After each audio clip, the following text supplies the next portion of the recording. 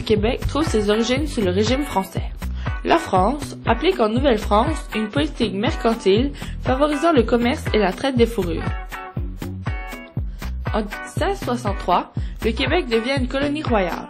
À cette époque, le rôle de l'État se résume à la gestion du commerce, de la colonisation, de la loi et de l'ordre. Après la guerre de la conquête, le Québec passe sous le régime anglais. En dépit du changement de métropole, la politique mercantile persiste. En 1791, l'acte constitutionnel entre en vigueur. Bien que le parlementarisme soit introduit au Canada, le système n'est toujours pas démocratique. On installe alors les bases de la structure politique qui prévaut encore aujourd'hui. L'acte d'union, adopté en 1840, rassemble le Québec et l'Ontario au sein d'une même structure politique, le Canada uni. Il s'amorce à cette époque une importante lutte pour l'obtention d'une plus grande démocratie. Cette lutte est accompagnée de revendications par le mouvement patriote pour faire de l'État un moteur de progrès social. La Constitution de 1867 marque un grand changement dans la dynamique politique du pays. Les pouvoirs sont nouvellement distribués entre l'État central et les provinces.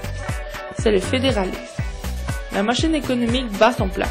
C'est la course à l'ouest, la folie des chemins de fer et l'époque des traités d'échange. L'industrialisation passe avant la société. Ce sont les échos de la crise mondiale de 1929 qui motivent les premières interventions sociales de l'État au Canada. C'est par de simples mesures comme des secours directs, le lancement de grands travaux et par une attitude protectionniste que l'État s'implique pour résoudre cette période de crise.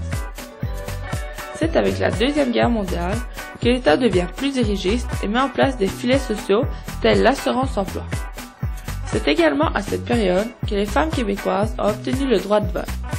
On se dirige tranquillement vers une époque de grands changements, la Révolution tranquille. Si les débuts de cette période peuvent remonter en 1940 avec le gouvernement de Godbout, elle prend véritablement son envol dans les années 60 avec le gouvernement de Jean Lesage. Ce remaniement touche pratiquement toutes les sphères de la société, tant politique que sociale et religieuse, au cours de la décennie de 1960. Il est souvent considéré comme un vaste mouvement de libération des mœurs. Il s'agit aussi d'un mouvement politique fortement influencé par la gauche et considéré par certains comme le fondement du modèle québécois. On voit apparaître plusieurs réformes du côté politique. Le gouvernement crée des institutions publiques telles la Régie des rentes du Québec et la Caisse de dépôt et de placement du Québec. On voit également plusieurs changements s'effectuer au sein du système de l'éducation. Il n'est plus géré par le clergé catholique, mais plutôt par le ministère de l'Éducation nouvellement créé. On voit naître les polyvalentes, les commissions scolaires régionales et les cégeps. Les hôpitaux et les écoles, tenus par les communautés religieuses jusque-là, sont transformés et le personnel de direction devient de plus en plus laïque. On laïcise l'État. C'est une décennie de renouveau économique.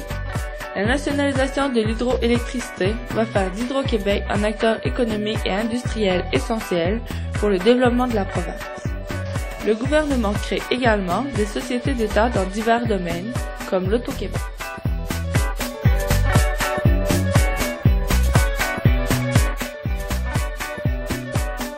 Ces mouvements de modernité s'accompagnent d'un nationalisme québécois, ce qui explique la création de formations politiques souverainistes et la tenue d'un premier référendum en 1980. Les années 90 amènent avec elles une nouvelle tentative de changement de la Constitution canadienne afin d'y inclure le Québec, grand exclu de l'Acte du Canada en 1982. Les tentatives de remaniement du rapport de force entre le gouvernement des provinces et celui du Canada se solda par un échec. Le Québec cherche également à se faire reconnaître comme une société distincte. En 1994, Mario Dumont fait son entrée sur la scène politique provinciale avec un nouveau parti politique, l'Action démocratique du Québec. Ce parti propose des valeurs plus conservatrices à la population québécoise. La décennie 90 est également le théâtre de changements dans la sphère économique. Le Parti québécois propose un assainissement des finances publiques et fait du déficit zéro son cheval de bataille. On coupe notamment dans l'éducation et les services sociaux.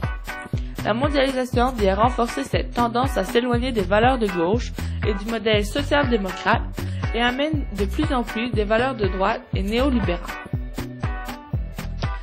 Le début du 21e siècle amène beaucoup de questionnements et de changements au sein de la population québécoise. On assiste à une période d'insécurité tant du côté de la population que du côté du gouvernement. Le scandale des commandés ne fait pas briller l'image de l'État auprès des gens. Le lien de confiance qui était supposé les unir est maintenant précaire. La population veut se faire rassurer avant tout.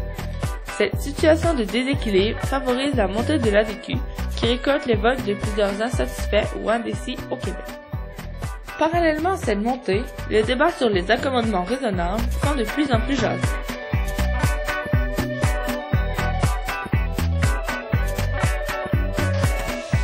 La société se donne de nouveaux défis et se questionne sur son identité, notamment sur la question de la langue. Sommes-nous prêts pour de nouveaux changements et de nouveaux défis? Quel rôle l'État sera appelé à jouer dans l'avenir du Québec?